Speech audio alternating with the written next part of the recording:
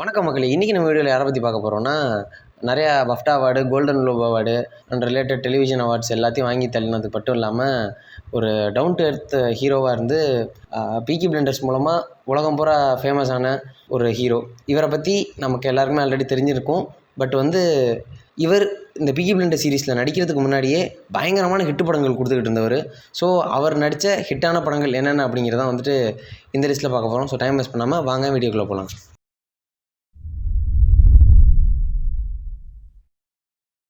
நம்மளோட லிஸ்ட்டில் 5வது இடத்த பிடிச்சிருக்கிறது ரெட்ரீட். 2011 இந்த படத்தை ஒரு ஹாரர் மிஸ்ட்ரி ஃபிலிமாக எடுத்திருக்காங்க.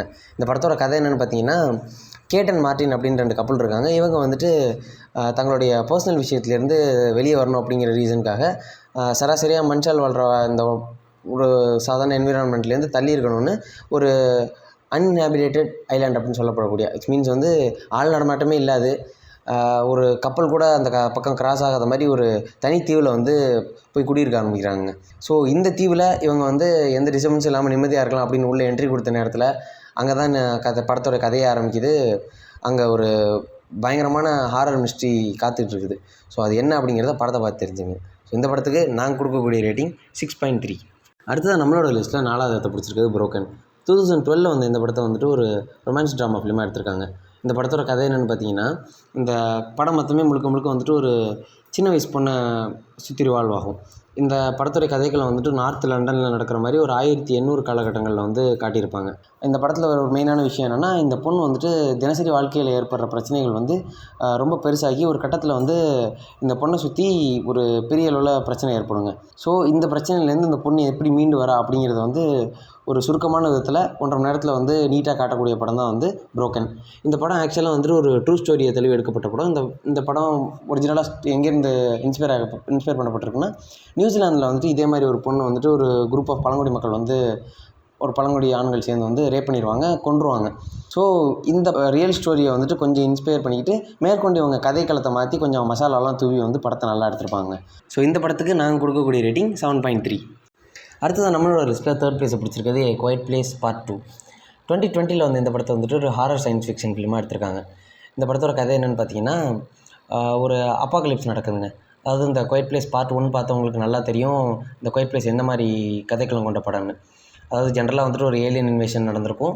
அந்த ஏலியன் இன்வேஷனில் யாராவது சத்தம் போட்டாங்கன்னா அந்த ஏலியன்ஸ் அவங்கள ப்ரெடிஷன் பண்ண ஆரம்பிச்சிடும். ஸோ இந்த ஏலியன்ட்டேருந்து தப்பிக்கிறதுக்கு அமைதியாக இருப்பாங்க. அண்ட் மேற்கொண்டு ஒவ்வொரு ஏலியனும் ஒவ்வொரு டைப்பாக இருக்கிறதுனால அதை எப்படி கொள்வது அப்படிங்கிறத சைடு பை சைடாக ரிசர்ச் பண்ணிக்கிட்டு இருப்பாங்க.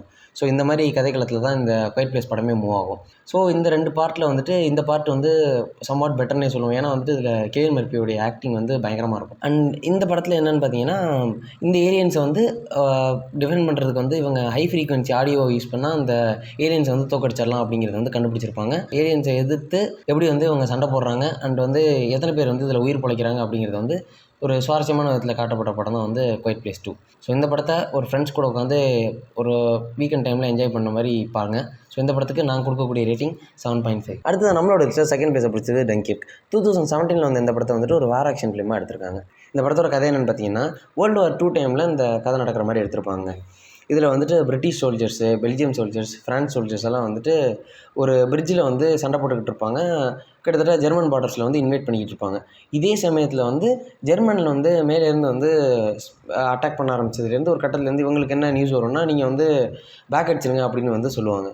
ஸோ இந்த ரிட்ரீட் பண்ணும்போது இவங்க சேஃபாக ரிட்ரீட் பண்ண முயற்சி பண்ணும்போது என்னென்ன மாதிரி பிரச்சனைகளை சந்திக்கிறாங்க. அண்ட் இந்த பொலிட்டிக்கல் கன்ஃபியூஷனுக்கு நடுவில் சோல்ஜர்ஸ் கம்யூனிகேஷனும் இல்லாமல் ஃபுட்டும் இல்லாமல் நிறையா டிசீஸ்னாலையும் அடிபட்டு பாதிக்கப்பட்டு கிடந்திருப்பாங்க. ஸோ இந்த வேர்ல்டு வார் 2 எந்தளவுக்கு ஒரு தாக்கத்தை ஏற்படுத்திருச்சு அப்படிங்கிறத ஆணித்தனமாக படமாக்கப்பட்டிருக்கு டங்கிர்க்கில்.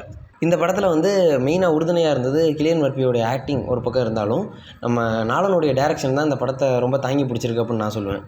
படம் கொஞ்சம் ஸ்லோவாக போகுது அப்படின்னு ஸ்டார்டிங்கில் நினச்சிடாதீங்க. போக போக படம் விறுவிறுப்பாக போயிட்டு கடைசியில் சூப்பராக முடிச்சிருப்பாங்க. இந்த படத்துக்கு நாங்கள் கொடுக்கக்கூடிய ரேட்டிங் 8.4. அடுத்தது நம்மளோட லிஸ்ட்டில் 1st பிளேஸை பிடிச்சிருக்கிறது ஓப்பன்ஹைமர். 2023 இந்த படத்தை ஒரு த்ரில்லர் மிஸ்ட்ரி ஃபிலிமாக எடுத்திருக்காங்க. இந்த படத்தோட கதை என்னென்னு பார்த்தீங்கன்னா, World War IIல lieutenant general Leslie Groves junior அப்படின்னு ஒருத்தர் இருக்கார். இவர் ராபர்ட் ஓப்பன்ஹைமர் அப்படிங்கிறவர் ஒரு சீக்ரெட் மிஷனான மேன்ஹாட்டன் ப்ராஜெக்ட்டில் ஹெட்டாக அப்பாயின்ட் பண்ணுறாரு. இவங்களுடைய டீமுக்கு என்ன வேலைன்னா, ஒரு அட்டாமிக் பாம்பை ரிசர்ச் பண்ணணும். எதுக்காகனா, அமெரிக்கா சார்பில் ஆக்சிஸ் பவர்ஸை அகெயின்ஸ்டாக எதிர்த்து சண்டை போடுறதுக்காக.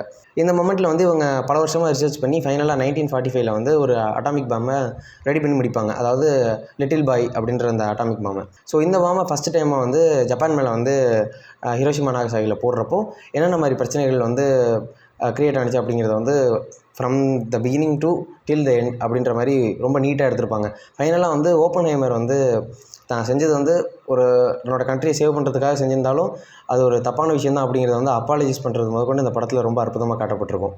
ஸோ இந்த படம் வந்துட்டு முழுக்க ஒரு அட்வென்ச்சரஸாக ஒரு சயின்டிஃபிக்கலாக எடுத்த படம் அப்படின்னு நீங்கள் நினச்சி போயிடக்கூடாது. ஏன்னா வந்து நியர்லி டாக்குமெண்ட்ரி மாதிரி தான் அந்த படத்தை எடுத்திருப்பாங்க. ஸோ கொஞ்சம் பொறுமையாக உட்காந்து இந்த படத்தை பாருங்கள். படத்தில் நாலனுடைய டைரக்ஷன், கிலியன் மர்ஃபியோடைய ஆக்டிங் எல்லாம் வந்து படத்தை தாங்கி பிடிக்கல. இந்த படம் வந்துட்டு டெபாசிட் கூட அடிச்சிருக்காது.